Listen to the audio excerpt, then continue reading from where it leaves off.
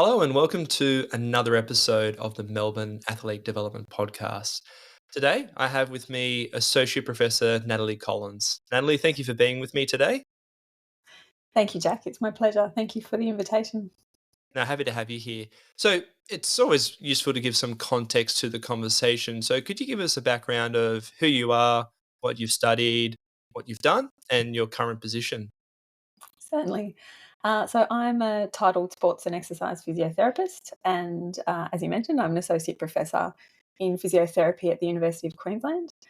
My research focus has very much been on preventing the persistence and progression of knee pain across the lifespan, and particularly relating to patellofemoral pain conditions. Mm. And that's sort of spanning everywhere from adolescents with patellofemoral pain all the way up to older adults with patellofemoral osteoarthritis.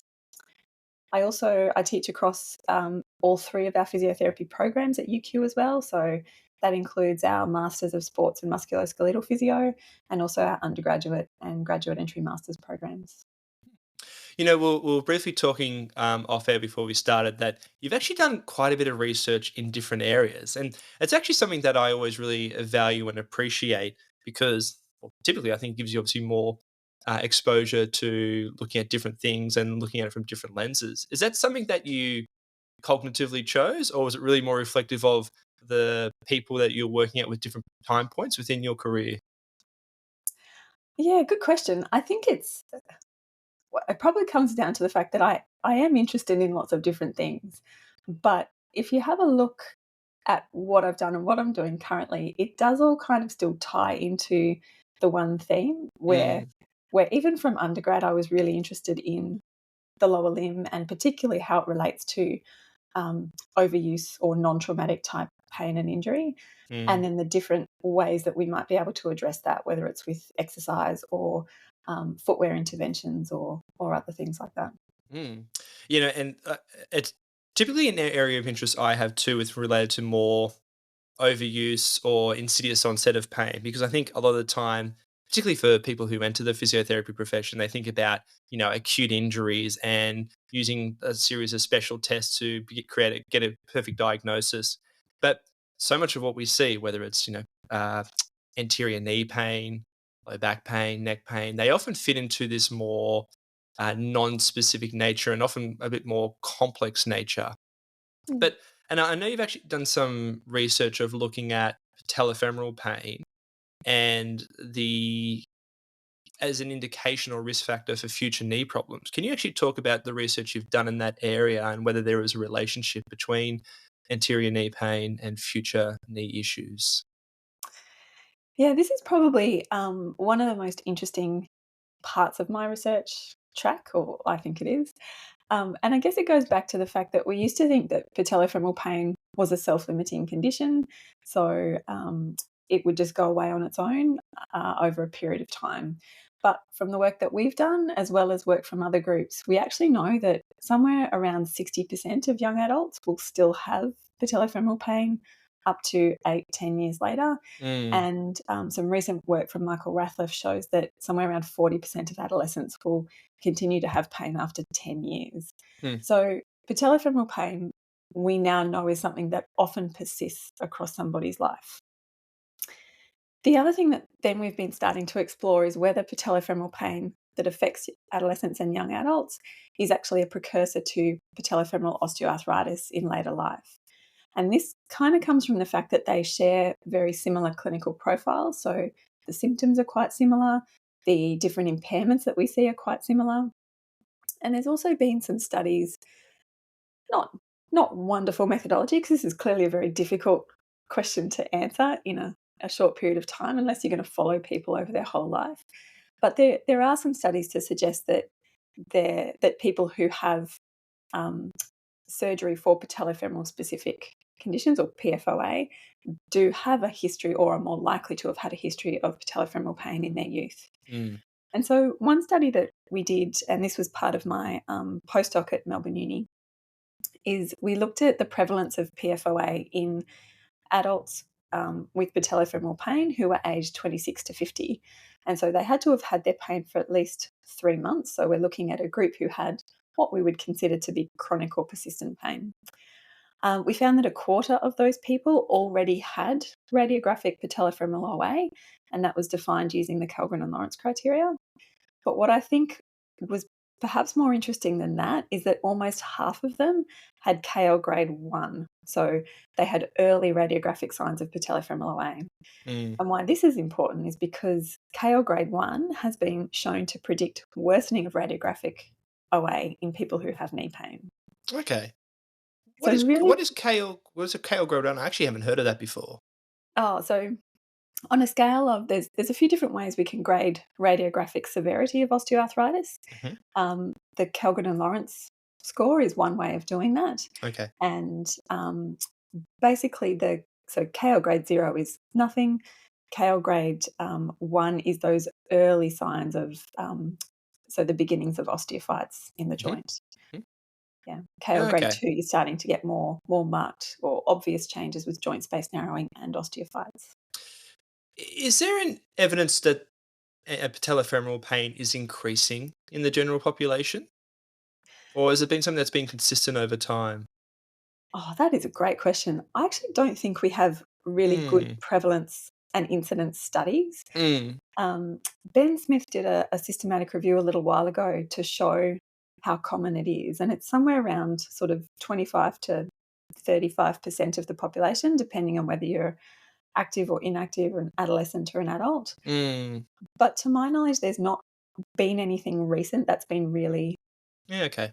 really good quality. They're hard to do, those studies. Yeah, and the reason why I ask is I tend to look at problems from an evolutionary perspective, and I think about, say, why is it that we get there's a higher propensity towards getting patellofemoral pain compared to other issues within the lower limb. And the one thing I think about straight away is some of the changes in, say, health markers within the general population. Like, we are a population who are more sedentary, have a high prevalence of being overweight or obese, changes in dietary habits. And I think then also too about some of the I remember reading a study of looking at fatty infiltration within the quadriceps. I think it was vastus medialis and its prevalence to, I think it was more tibiofemoral OA. But then it makes me think about the relationship between, say, a local tissue environment and how that influences the chemical environment and how that may impact the associated joint. And so it just made me think about, is there maybe some type of link or correlation there? And this is just me thinking out loud. I'm not necessarily sure if there is any research to further support that. Yeah, I mean, in patellofemoral pain, no, the short Mm. answer that Yes. I'm Okay. aware of. It's certainly been something that's been in my mind as an area that we need to look at. Patellofemoral pain is an interesting condition because it's clearly aggravated by activities that load the patellofemoral joint. So, activities that involve knee flexion in weight bearing, so things Mm. like squatting, jumping, running, going up and down stairs. But then there's also this other sort of category of aggravating factors around sitting and just maintaining a flexed knee position, but not in a weight bearing state. Mm. Mm. And so it kind of then tells us that it's a condition that could actually affect anybody in the population, Yes. from the very sedentary all the way up to the highly active. And that kind of then makes it difficult to figure out at a global or a population type level, what are the risk factors for the condition? Mm. Are they Mm. consistent across all of these people, or are there different factors that might tap into to different proportions of the population depending um, on their phenotype, but also the types of activities that they do or don't do? Well, to build on that, has anyone or have even yourself thought about different subclassifications for patellofemoral pain? Because when and correct me if I'm wrong, but when I think of patellofemoral pain, I think of it as just like a very broad term to describe anterior knee pain. Now, whether that's actually coming from the patellofemoral joint, whether it's actually coming from the surrounding connective tissue structures, whether it's like the capsule, the retinaculum, whether it's maybe even related to some type of myofascial like pain from the distal quads, I sort of see it fit into, all those potentially fit into it. And even clinically, I think about some different tests that may or may not be positive with patellofemoral pain. Do you look at it the same way? And yeah, are there any particular subclassifications you've come across or people have proposed?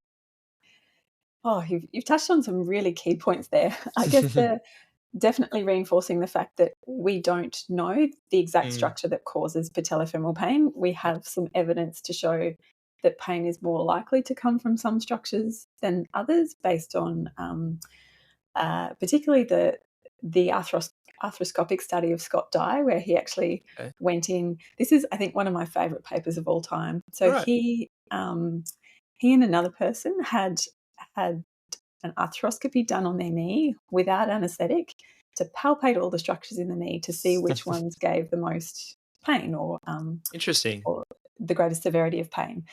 Um, yeah, not something that I think you'd get through ethics now No, or not something that here people anyway. would volunteer for.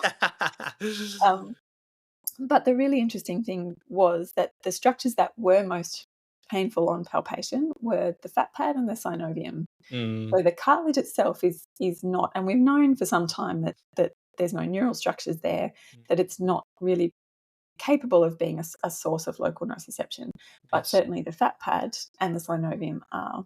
Mm, And then I guess when you start to think about, so one side of it is we don't know exactly where the pain's coming from and why, but mm, the other side of it then being the subgrouping. There have been studies that have tried to do this, and one particularly big study in the UK, probably about 10 to 15 years ago now, where they did try and group people based on particular characteristics. The the difficulty in that, I think, is that there are so many different, like I mentioned before, there's so many different things that feed into why someone has patellofemoral pain mm, and why they continue to have patellofemoral pain. That there are common things, but to a degree, people are probably almost their own subgroup, mm, because one of the limitations of the studies that have been done is that they've really only looked at the physical factors. And we know that patellofemoral pain and many other musculoskeletal conditions are so much more than the physical. We've got the psychological, we've got the social, yes. we've got other things we need to think about. And so it's almost too simplistic to just be subgrouping based on a small selection of physical features, I think. Yeah, and look, I feel like that's a bit of a pervasive problem within our profession because we like to focus a lot on the why and go, oh, here's the diagnosis, here's the protocol and intervention to apply. But we don't, Yeah, it's so much important to think about the what, like what is actually contributing to that. And that's when you sort of open up the whole can of worms because you can consider many things, both related to the musculoskeletal system, but also other, non musculoskeletal related factors as well. And I think that also sort of touches into some of the research you've done because you've looked at like through the kinetic chain, thinking about how things like footwear may have a relationship, and also looking at things like foot posture and hip EMG, which I guess that's probably missing the knee. But would you be able to talk a bit broadly about some of the research that you've done of looking at the lower limb kinetics and kinematics and its relationship to patellofemoral pain? sure. I guess the where it all kind of came from is during my PhD, I looked at I ran a big clinical trial looking at foot orthoses as a treatment for patellofemoral pain. And we found that they are effective. They're as effective as physiotherapy or multimodal physiotherapy that we looked at the time, and they are more effective in the short term than a flat insole. Mm, So there's definitely a clinical benefit of foot orthoses in adults or young adults with patellofemoral pain. Where I sort of went then with, I guess, both of my postdocs. So the first one was sort of looking at reasons. If can we actually explain what it is about the orthotic that gives it its therapeutic effect? So is it mm, that we are changing biomechanics at the foot, ankle, knee, hip? Is it mm, that we're changing muscle function at the foot, ankle, knee, hip? mm, Um, what we see, particularly from the biomechanical aspect, is that the more consistent changes happen at the foot and ankle, which is not surprising when you've got an intervention that is local to the foot and ankle. But there is a lot of variability between people, and the overall sort of average effect is not that big. And mm, so, where it kind of leads to next, I guess, then is thinking, are those little changes in angles that we can actually measure with our standard 3D motion capture systems, Mm. are they in themselves clinically meaningful? So is this contributing to the reason why people have an improvement in their pain with foot orthoses? Is it that one little angle may not look like much during one session of walking, but over time, if you can reduce, the amount of pronation or rear Mhm. foot eversion that someone goes into by that small amount over time, is that actually cumulatively beneficial? Mm.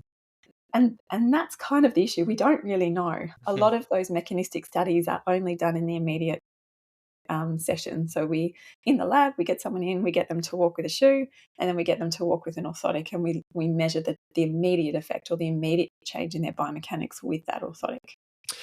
I was just going to ask because, like, you talked about changes in the angular position of joints. What about with EMG changes? Because I often tend to think with biomechanics, we can look at it Mhm. from the macros perspective. So I look at someone move and you look at joint positions and angles. But then I also think about the micro perspective in the sense of even if the motion looks similar, are there changes in the neuromuscular patterns that influence, say, well, in this case, like with the patellofemoral joint, the sliding, gliding of the patellofemoral joint at a more micro level that may not be evident at a more macro level? Yeah, so we haven't in fact, we haven't even looked at the EMG data from my first postdoc yet, Okay. um, which is definitely on the list of things to do. Mm, Um, the One of the limitations I think in the research that I've done, but also others have done in trying to work out mechanisms of footwear interventions, is that we tend to only look at one aspect at a time. mm, So we'll just look at EMG, we'll mm, just look at biomechanics, but I don't think we've had a really good way of looking at the changes in both together to mm, be able to say, okay, we don't see much in the biomechanical change, but actually look at how much different their motor patterning is, mm. or vice versa. And and part of that I think is just our access to or our ability to measure all of these things at once, but also being able to have a sample size big enough that you've got the statistical power to be able to look at the relationships. Those studies, those mechanistic studies, involve so much time in Okay. the recruitment, in the data collection, in the analysis and processing after, that that's kind of why, in part, we see studies that are reasonably small in size, so anywhere up to about 30 participants. But then when you're Yes. starting to marry lots of things together and look for relationships, you may not necessarily be powered to really be able to conclusively say that's relating to that or that's why that's happening. Yes. The joys of research, hey? Not Yes, enough time or resources to get to answer all the questions you have. pretty much. Yeah. Yeah, yeah. Do Has there been actually speculation then? Because like you've talked about how footwear and foot orthoses can be useful. Like, are there any kind of speculation to what may be going on here that's assisting in improving knee pain? Yeah. There's kind of, if you look at back at the research that Catherine Mills from Macquarie University did as part of her PhD a Mm, while ago now. And she kind of proposed these three, based on the literature, these three paradigms as to how foot orthoses might have their therapeutic effects. So it may be that they're changing biomechanics or kinematics.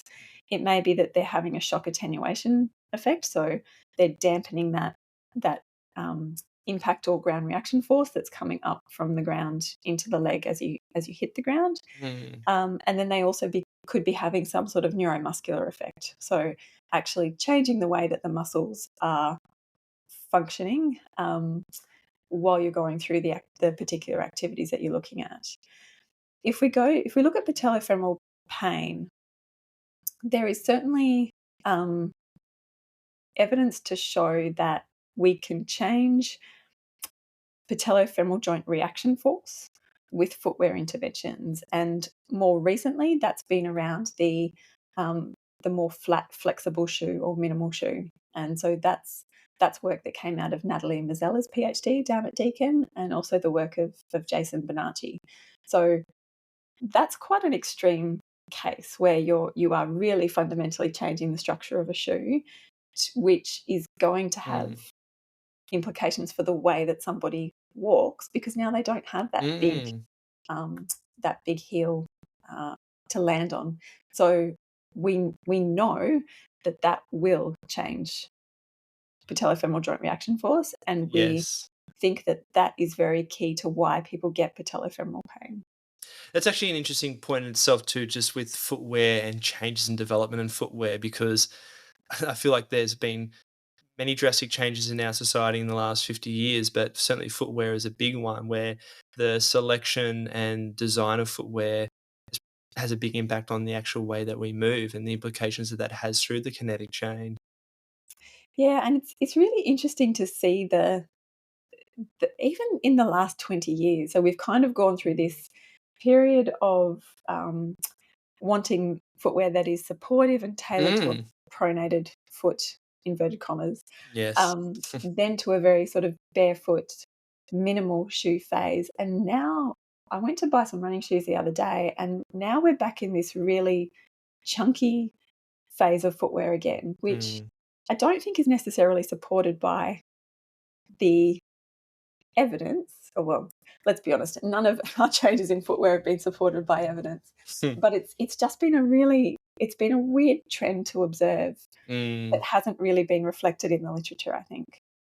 I wonder actually how much of that has to do with some of these bulky shoes that actually, and sometimes often stiffer shoes, are popular because it does make you potentially more economical when you run, and like Yeah. that as a bit of a hack to be like, oh look, I'm been out, I'm out to go, able to go for a 5K run now and take a minute off my time, because I think there's something nice to that, isn't it, as opposed to wearing your minimalist shoes and struggling.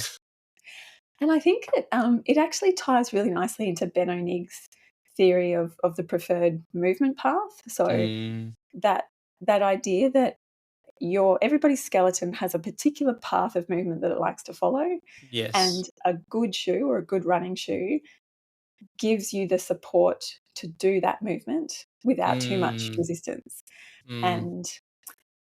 And as you do that in a good running shoe, or an ideal running shoe for you, it actually demands less muscle activity and less energy and less oxygen consumption. Yes, yes. I think that also really fits in well when I think about biomechanics. Is I think sometimes you hear this idea that there is a, like, quote unquote perfect or optimal way to move, but the reality is we see such variability just based on anthropometrics, joint angles, flexibility, you name it. And so it's more of this like, well, perhaps we need to think about these bandwidths. So if here is your bandwidth, how do we actually support you staying within that bandwidth? Because if you go too far this way, you actually are more predisposed to getting some type of overload injury or a stress reaction if you're a runner, whatever it may be.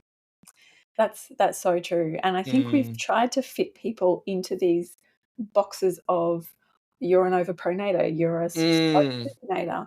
Um, And by some, like, old school measure, that may be true, but that may actually be perfectly fine for them. And you mm. see beautiful examples of this at the Olympics, where people Yes. run with the shittiest mechanics, and Uh, you're looking at them thinking, "Oh, are you okay? How are your knees going?" But they're clearly performing exceptionally well, and by all accounts, with minimal symptoms. And you can see the same thing in weightlifting in the Olympics. So, think about, well, it's a clean and jerk and the snatch both have squatting movements, and there's this idea that we have to have knees over toes all the time. But if you watch a lot of the world's best lifters, these are the people who are finishing on the podium, particularly a lot of the Chinese lifters, as they're coming up from a deep squatting position for either the after the clean or the snatch, their knees collapse in quite a bit. And you have to ask yourself, well, why is that? Like, I'm not assuming maybe they are cueing that, but I think, well, there must be some reason for that. And for me, it actually kind of makes sense of the fact that if you're doing a high velocity movement and you go into some level of valgus, you're creating a lot of tension for that lateral myofascial plane into the iliotibial band and gluteals that probably gives them a mechanical advantage. Now, it Yeah. could be said like, well, isn't that problematic for the knees? Maybe that's a whole nother point of discussion. But from a performance standpoint, there's clearly a reason why people develop certain movement patterns to optimize their force output. Yeah, and I guess it's the same when you look at how people respond to not just the demands of what they need to be able to do, whether it's for their sport or their work, but also if they've got a pain condition or they've had an injury. Mm, Our mm, bodies are quite clever at finding a way around that, and yes. sometimes that's great, that works. Sometimes we may not quite have the capacity in our tissues to deal with that new or optimized movement pattern, and we may just need a little bit of help to support that, whether it is building a bit more resilience in our tissues, building more Mm. strength in particular muscles to be able to support that. Yeah, it makes me think of a story of when I graduated. I worked with a physio who used to be in the AFL.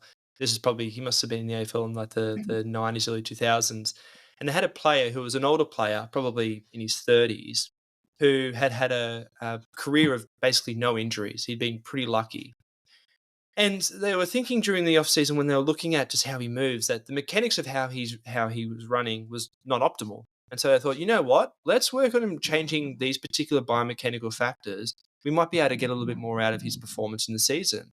And what happened? After in that season, he got his first hamstring strain. And so it was an example where it's like, I think maybe perhaps also too, where this was an older individual who was probably getting towards the end of their career and maybe their adaptive capacity had changed because they had really started to um, refine their movement and their tactics for how they play to get a good outcome. But also too, it's there's always also the argument to be made of, if it ain't Mhm. broke, don't fix it, and I know that can also be sometimes a controversial thing to say because some people might say, but look at this person's movement patterns, like we should change it. And it's like, well, uh, I don't know. I'm not necessarily convinced that it's always worth changing just because you can. Yeah, and that I think that goes for people who do and don't have pain, and certainly Yes, absolutely. one of the big trends around patellofemoral pain has been um, to retrain people's gait, so get them to land, in a more midfoot, Mm, or sorry, land less on their heel, more midfoot, yes. um, quicken their cadence, knees more apart. Mm, I'm actually probably a really good example of where that can fall apart mm. because I did that. I have patellofemoral pain as a disclaimer. Yes, yes. And when I was training for a marathon, I went through a process of optimizing, again, inverted Mm, commas, my gait pattern, which made my knee feel good for a mm, while, but actually gave me this awful new hip pain, yes. which has always now just made me very cautious of if I'm going to change something, so yeah, something in the way that somebody moves, I need to be very sure that it is going to do what I want it to. So it's going to improve the movement pattern or function that we're trying to target or offload the area that needs some work. But it's also not going to flare up any issues in any other parts of their body. Absolutely. Yeah, no, I think the simple remember that when it comes to physics, that you still have a Mhm. ground reaction force, and depending on your say foot strike will influence where those forces go. But you could very easily transition from going in a heel strike to getting patellofemoral pain to going into a forefoot position and getting Achilles tendon pain. So Exactly. yeah, the forces still have to go somewhere. Exactly. Yeah. Mm, mm. I know you've also done some research of looking at foot posture and hip EMG activity too. Can you talk a little bit about some of the research you've done in that and the relationship between the foot and the hip? Mhm. Yeah, so this was some work that I did with Associate Professor Adam Semke when he Mm, was working at UQ. What we wanted to know is whether foot orthoses could immediately change gluteal muscle activity, firstly in healthy young adults or young adults without any pain. And we did this using fine wire EMG. mm, So what we found is that the EMG activity of the anterior, middle, and posterior portions of glute med, and then also the posterior part of glute min, were reduced in the early stages of, or the early phase of stance, and that was up to about a 40% reduction in their EMG activity. Mm, Um, so we thought that this could be clinically useful for people who have hip conditions like gluteal tendinopathy and hip osteoarthritis, where we might be able to use foot orthoses to offload hip muscles that are painful or mm. fatigued in those acute phases of pain and injury. I was just actually going to say because this is always. I feel like when we talk about EMG studies, one, Mhm. I feel like a lot of people perhaps, and this is not you personally, it's probably more clinicians perhaps extrapolate ideas about what EMG findings can actually tell us clinically. But the idea that higher EMG is better is the other one too, because I think the idea of like, and this is also perhaps a little bit of a issue I have where it's like you got to get the muscle to activate, activate, activate, and the idea that more EMG is better. But as you're alluding to here, well, is that always the case? Are you actually overloading a tissue structure because it's taking a lot more biomechanical load than it actually needs to because of inefficient movement? Excellent point. And Mm. I was listening to your podcast with Manuela Basomi the Ah, other day, yes. where you went into that in quite a lot of detail. Mm, The It is a really good point, and I think we need to remember what EMG is. So, mm, being a measure of the neural drive to a muscle, not a measure of the output or the force output of a muscle. yes. Um, and EMG or neural drive to a muscle being only one aspect of the force generating capacity of a muscle. Yes. Um, but I think if you go back to that that preferred movement pathway of Benonics, we if something is comfortable and someone's operating in their preferred movement pathway, then the muscle demands should actually be lower. Mm, So they shouldn't need to be activating their muscles excessively or to a mm. higher degree to be able to support that preferred movement pathway. And so where I think maybe we interpreted a decrease in EMG amplitude to be a negative thing in the past, it actually may be a really positive thing. Well, and I find interesting when you look at research that looks at as someone improves um, doing a particular physical task, you actually see a reduction in EMG because they become more efficient at the movement, and you Yeah. actually see that too with cueing as well, where like Mm. a lot of people will use internal cues to increase EMG activity because internally cueing of focusing on the muscle does do that. But if you compare that to an external cue, you see less EMG behavior activity, but you actually see an increase in force output because external cues tend to actually increase the amount of force produced. And so I think that's something that's important for people to remember clinically that the idea of more is not always necessarily better, but and also like you just mentioned too, understanding that it is a proxy for force output because there obviously are other considerations to consider as well. Exactly, yeah. Mm, EMG tells us a lot of really good things, particularly if we're trying to understand the way that different muscles work together to mm, support a particular movement, but it certainly has its limitations that we need to acknowledge. yeah. So, like, and you briefly mentioned this before, then too, when we think about the development of well, patellofemoral pain, but then by extension, osteoarthritis, and the relationship to biomechanics. I- Do you think it's too much of a reach to suggest that biomechanics is an important factor, or is it still just really one of those things where we still need to do a lot more work to be able to determine the relationship exactly between joint health and mechanics? This is a really good question. The the thing that we know, if we're talking about joint health, what we do know from work done predominantly in animal studies or animal models is that we actually do need load for joint health. So the cartilage Mm. itself needs an optimal amount of joint load to be able to be healthy and able to withstand all of the forces that humans want to place on it with all the weird and wonderful things we do. And I think that point needs to be emphasized because I think, particularly in the general population, but even potentially for some practitioners, forgetting that low tissue, including cartilage, responds to mechanical load. Yeah, and it's probably why um, some of our patients come to us and say, "I've done exercise, it hasn't really worked for me." It's Mm. probably because in a lot of cases we underload our patients. Hmm. So even if we're trying to get muscle changes, we're probably not. giving people a high enough dose of resistance exercise, and particularly in people who are older, so people Mm, who have osteoarthritis, to really be able to change their tissues in a way that will have a real impact on the way that they function and the capacity of the muscles to support that function. mm, mm. That's actually probably a good segue into talking about some of your research you've done related to the GLAD program. Because, well, could you just even just briefly talk about what the GLAD program is and where it's originated from?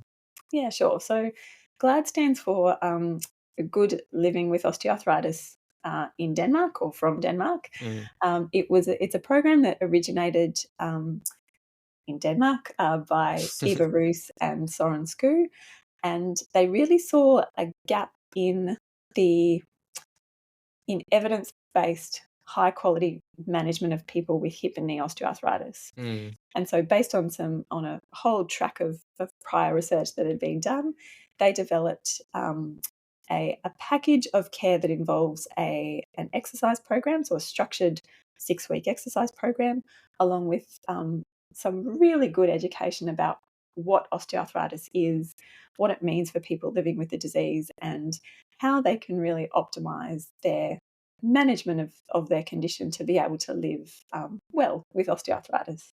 Mm, mm, And so it's now, I mean, it's grown hugely clearly in Denmark, but it's mm. also now been adopted in, I think, more than 6 or 7 countries around the world. Okay. And probably about, what year are we now? Maybe about 7 or 8 years ago, came to Australia. Mm. And so Yeah. my involvement has been around, so I am involved as a trainer, so I'm involved in running the training courses for physios and now Mm, mm, exercise physiologists in Australia. mhm. But I've also been involved in some research to try and understand how GLAD works in our public health system, particularly here in Queensland. Yeah, because this is what I'd be interested to hear your thoughts on this because um, there's obviously a growing there's growth in terms of educating people about the GLAD program, but I'm interested. What's the where do you see it fit in with what we do clinically? Because, and this is just my personal reflection, I feel like at the moment within physiotherapy, how the sort of current narrative is pushed is we tend to be much more protocol driven, and like the sort of the comment I made before about here's your diagnosis, therefore we're going to do A, B, C because you've got, well, patellofemoral pain is a good example, but we can obviously extend that to things like osteoarthritis. And where something like the GLAD program fits in, because it's a generalized program that I guess is applied to the people with OA. But do we need to then have nuance to how we evolve or adapt or progress that program based on individuals' capacity and response? Yes, and I think this is a really important point to highlight. So standardized programs or protocol type programs, I think, have their place in that it's a way that we can make sure that people with hip or knee OA are actually receiving quality exercise and education treatment that meets a minimum standard. And Mm, that's really where it came from, the fact that mm, there were patients not being given a treatment that was sufficient to actually um, address some of those impairments as to why they were getting symptoms associated with their osteoarthritis. mm, Um, but what we also need to consider is that generic or protocol based programs are only going to go so far. So we you might find that a protocol based program gets the majority of people somewhere about 80% better. mm. But that's a number I just pulled out of the air. But it's that extra level of tailoring of that program to the individual that's actually going to get them the best benefit. And Mm, so we need to be thinking about how each individual patient in front of us presents. So not just their physical presentation around their strength, their range of motion, their balance, but also things that we touched on before around their psychological factors, different absolutely. social factors, their beliefs and preferences about treatment. I don't think we really Mm, consider enough mm, in our prescription of treatment for people.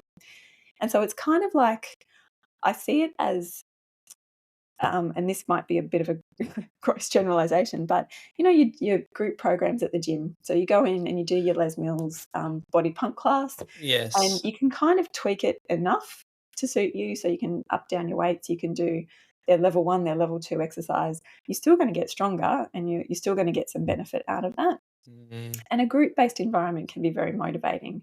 And it's a way that you can have something that's easy to roll out across multiple people.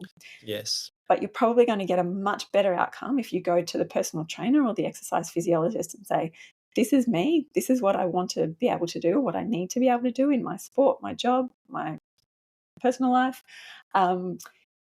Can you develop a program for me and take me through that program that is really going to target those things? Mm. And look, and I think what that highlights too is where's the starting point of the individual, because actually applying a general program may be appropriate, and what are Yeah. the resources or constraints that you have, because if it's one person working with a group of 20, then Yeah. certainly you're going to have limitations to be able to apply an individualized training program. Yeah, and I think that's where the particularly in public health, the Mm, the group-based or the protocol-based treatments are a way of getting, um, of helping more people with the limited amount of resources or money that you've got. mm, And I guess one thing to point out with the GLAD program, and as I mentioned, I'm involved in teaching, or yep. training physios and ex-physios in this, but we very clearly teach people that it is a structured program, but we very much expect that you will tailor the different exercises to the individual patient as you need to within that setting. Mm. I've spent some time going down looking at the research of cartilage response to mechanical loading, like we talked about before. And the reality is, particularly when you get older, it seems that the cartilage's ability to remodel is very limited, if has any capacity at all. And so this always brings up an interesting I guess, dilemma in my head, because we talked before about how tissue responds to mechanical loading, and ideally, you kind of want to progressively overload that. But if we're not actually necessarily seeing change at the level of the cartilage, is some of the mechanisms for the benefit of exercise related to more, say, systemic effects? And obviously, there's obviously changes to the muscular system as well. Has there actually been has anyone actually looked into exploring this further? Because I think when I think about OA, it's clearly much more of a systemic problem. It's not just wear and tear of the joint. You actually see a lot of other issues with chronic disease associated with it when you think about metabolic syndrome, obesity, and so on. Do you have any thoughts on this in particular? It is such a good point, and I think we get stuck on the cartilage as being the issue in osteoarthritis. And what we know now is that osteoarthritis is a disease of the whole joint, and most likely Mm, broader broader parts of the whole person. And so, as we mentioned before, cartilage is, like you said, loses its ability or capacity to regenerate as you get older. Also, doesn't have any nerves in it, so it's mm, mm, not necessarily the thing that is going to be causing someone pain. yes. But we do know, and there is an increasing amount of research coming out around the subchondral bone as being Yes. important, possibly even in the early phases of osteoarthritis. So before you Mm, start to see the changes in the cartilage, that they may be driven by the changes that are happening in the subchondral bone. And we know that subchondral bone can be a source of pain and quite a marked source of pain. And subchondral bone responds to changes in load yes. in timeframes as short as 6 weeks. So there's the local things in the sort of bone joint structures themselves there where we Mm, might exercise might be having an effect, particularly if you're changing the way that a joint is loaded. There's also things like the consideration of the effects of exercise on systemic inflammation and how that ties into how much pain someone perceives. mm, Um, and particularly if you're looking at structures around the knee that we know can cause quite a lot of pain, like your fat pad and mm, your mm, synovium, and the inflammatory component of those, yes. maybe exercise is having an effect Mm, not just on systemic inflammation, but also inflammation that's happening in those localized tissues. yeah. To my knowledge, we don't actually know that yet. No, no. I often think about too about are there other things that can help support exercise in the remodeling of cartilage? And actually, the thing I think about is nutritional support. And this is sort of like trying to extrapolate some of the research that's been done of looking at, say, collagen supplementation on tendon health and tendon symptoms with cartilage. Of like thinking about cartilage, the main scaffold is type 2 collagen, and within that you have other compounds that then create the particular properties of hyaline cartilage, and whether something like type 2 collagen in addition to exercise could have a benefit. Now, this is all purely speculation. I have looked at the research for this, and there is a little bit of research showing collagen may help reduce some joint pain. Whether it actually helps support remodeling is another question that I don't think has been answered. But do you actually see anyone looking at the addition of nutrition, whether it's collagen or something else, in addition to exercise, to see if it has a synergistic effect or an amplified effect? Not necessarily in conjunction with exercise, and this is Mm, not an area that I'm really across in the literature at the moment. yeah, But fair. if you look at um, the some of the older studies around glucosamine, chondroitin supplementation, there seemed to be this sort of overall effect of no change or Hmm, no impact on pain. yes. But within that, considering that when you pull lots of data together, and even just lots of data from lots of individual people, some people will have an effect or have Mm, a positive impact on their pain and others won't.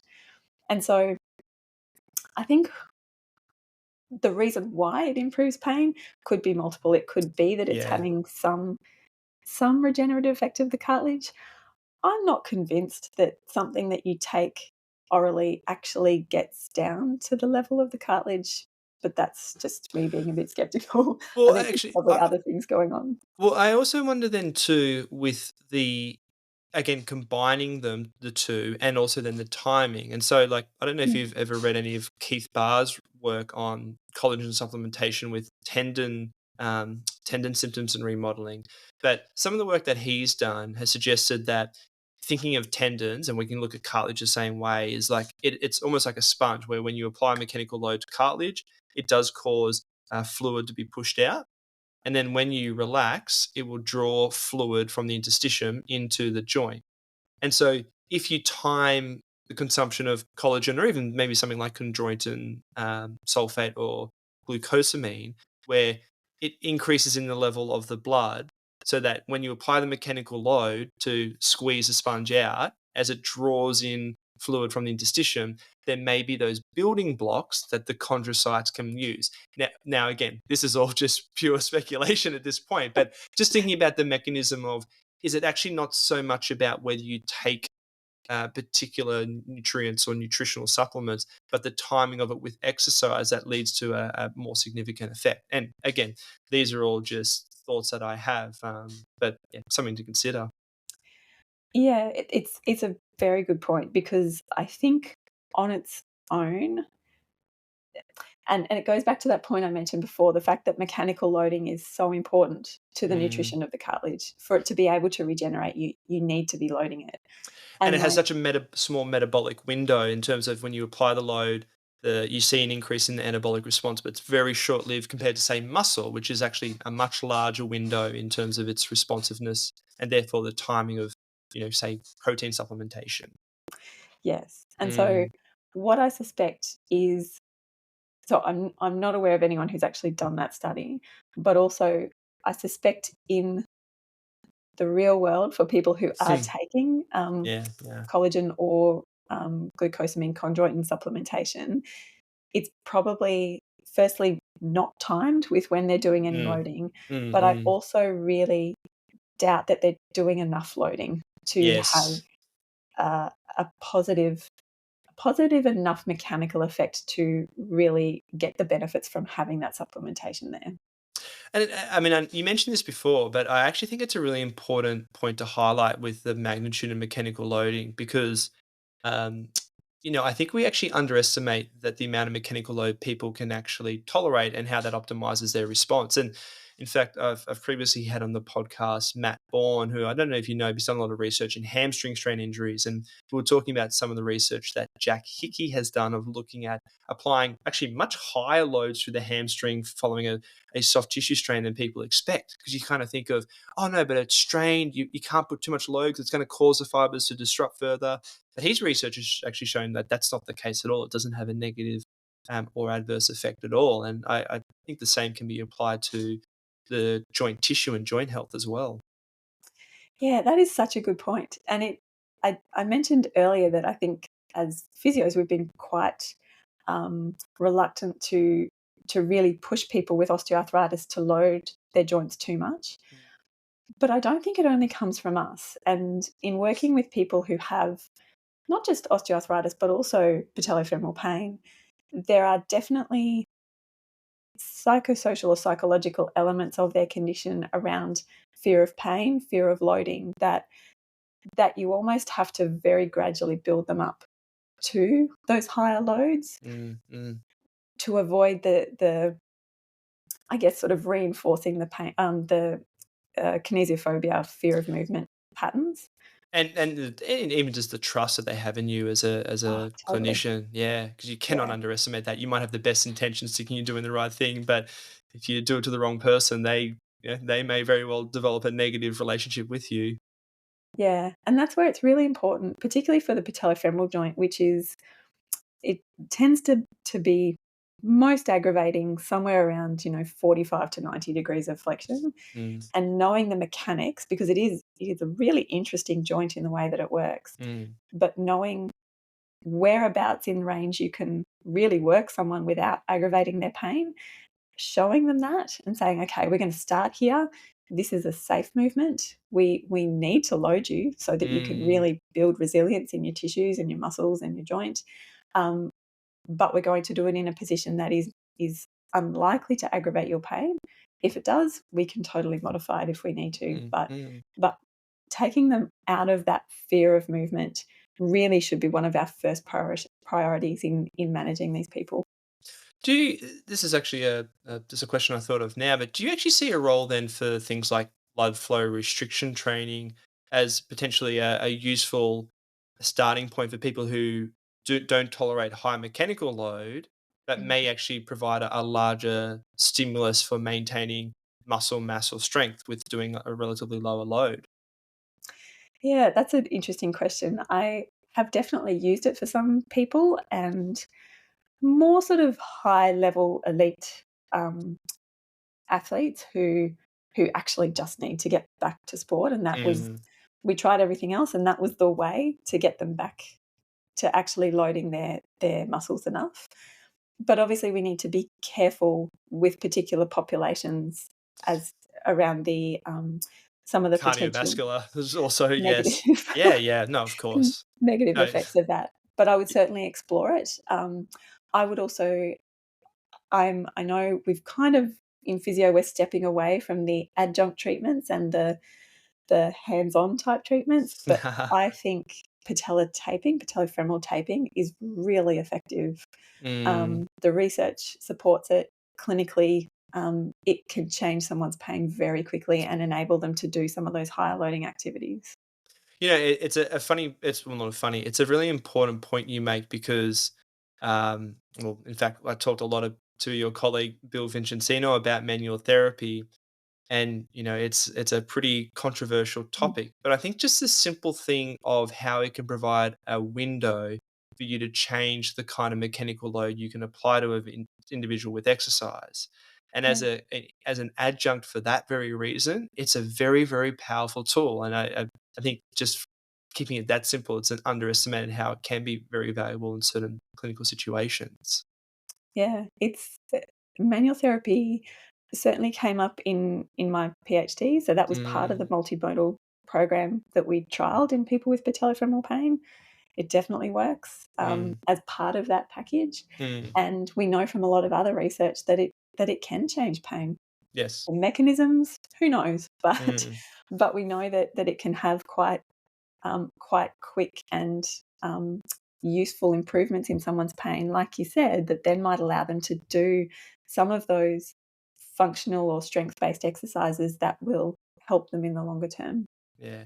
It's actually interesting, and you've mentioned this a couple of times now about exploring mechanisms, because I'm someone who very much likes to work from a first principle standpoint and understand mechanisms, but so much research these days is more epidemiological, or like looking at applied research of seeing an outcome. And it's actually I appreciate, because it's helped me appreciate the fact that doing mechanistic studies is actually quite hard. It's Yes. quite time and resource intensive.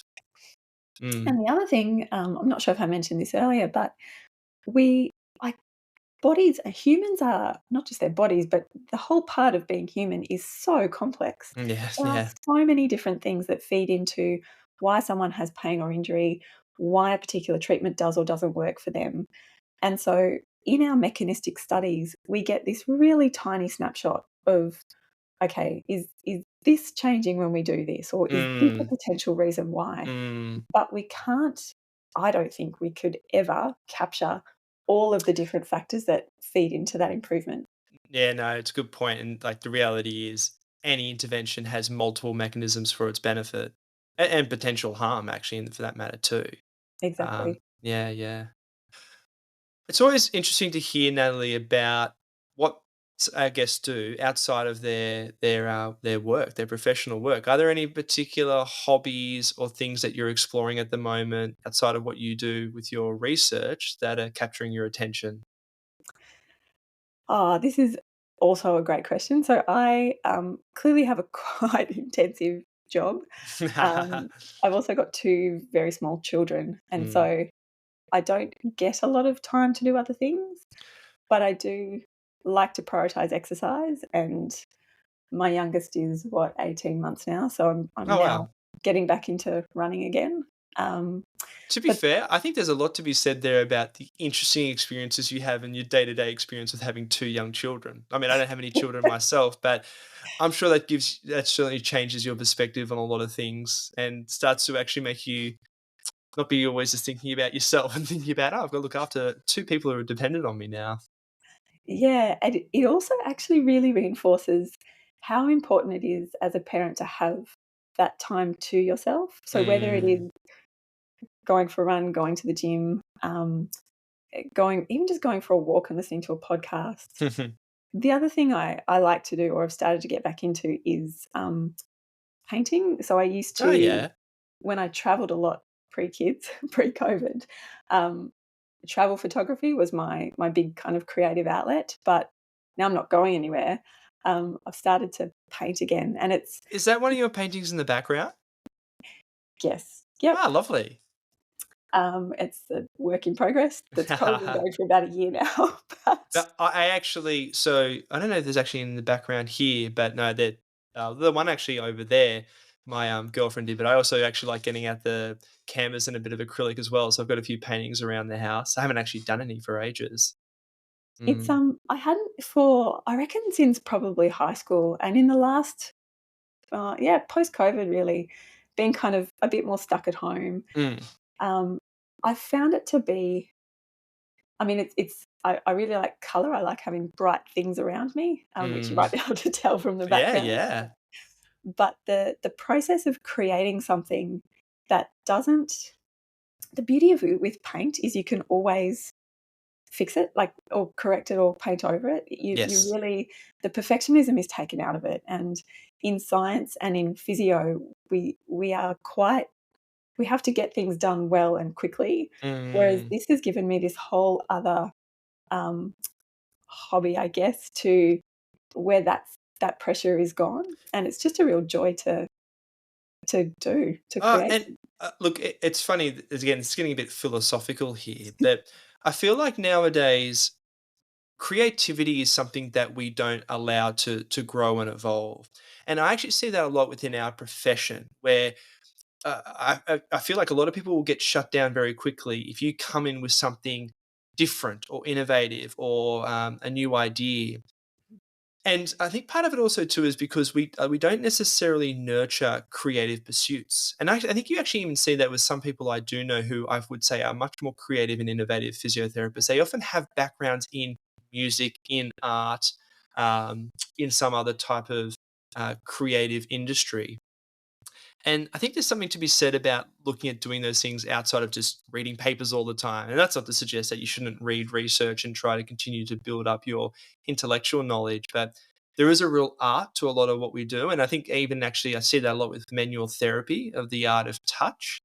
And yeah, I don't know. It's something that I actually think people should nurture more. And it's something that I know I'm probably very guilty of and not doing enough of, say, doing artwork or reading fiction and things like that to actually develop those other areas of the brain that I do think actually have a lot of relevance to what we do clinically. It's such a good point, and what I think has become quite apparent to me. So when I was kind of deciding my career path, I was Mm, really torn between the kind of science, medical, physio path versus some sort of creative career mm, path. mm, And for a long time, I thought those 2 things were quite distinct. But yes. what's become a lot more apparent to me lately is they're not. Science is a real, and physiotherapy practice, if particularly if you're good at it, is a Mm, really creative process. mm, And what we don't necessarily get enough time for in in the work that I do is the time to just sit and think mm, mm, and let those ideas kind of come, because I think when you're in the process of, writing a grant, writing papers, doing this, collecting data, teaching students, the ideas don't come. It's when you kind of step back. It's like when you're on holidays mm, or mm. got a day off and and go for a walk, and you're like, oh, that's when all the really Yeah. cool stuff comes out, the new ideas. Yes. Where that's a really good approach to that problem. There's a book I read. I can't think of the author's name. I think it's a Korean guy. It's a book called Rest. And he documents looking at, geniuses within modern history, people like Charles Darwin as an example, where if you look at his daily habit, he used to get up at like 5 a.m. in the morning, he'd work for 3 or 4 hours, and then he'd go on like a 2 or 3 hour walk. And he often documented about he used that time to allow his mind to wander. And through that process, he would literally have epiphanies of going, that is the connection. And then that would then influence what work he would do. And, that didn't necessarily happen every day. It might happen once a month if he's walking every day. But to actually give yourself that time and space away from your work to have a new idea or create a connection in different knowledge that wasn't there beforehand. We don't have that in our daily life anymore because we're Mm, so, and then you just have to go outside and walk around, and people are mm. always looking at their phone. We we Yes. don't have the space or the downtime to let all of the ideas connect so much anymore. And when you're working in research or in clinical practice, you actually you need that. Like that's how like Ah. you said before, that's how the big breakthroughs happen. Look, I mean, like I said, I don't have kids, but I recently got a dog, and so I'm been spending a lot more time outside. He's a border collie, so he's very much an outdoor Right. dog, and it's something that it's great because at first it's like, that's more responsibility, all this stuff, but the time I've spent outside and actually going out and exploring just makes me realize, oh wow, I actually have neglected that, and has implications for how I feel generally, but also within my clinical practice too. Yeah, it's good also, I think, as a clinician to be able to model that behavior. So Mm, actually, like, acknowledging that it is really hard to fit exercise and outdoor time into a busy schedule, but absolutely. the benefits that you get from your physical well-being, your mental well-being, but also your creative well-being, I Mm. think is really important. Are you active online, Natalie? Do you keep up to date things that you're doing within your research on social media? If people want to follow or keep up to date with what you're doing, Yeah, look, probably not as much as I should. I do still have a am I allowed to say Twitter? I don't like calling it the new name. Um, Twitter, X, formerly known as Twitter. I don't really mind what you call it. I do have a Twitter account Yes.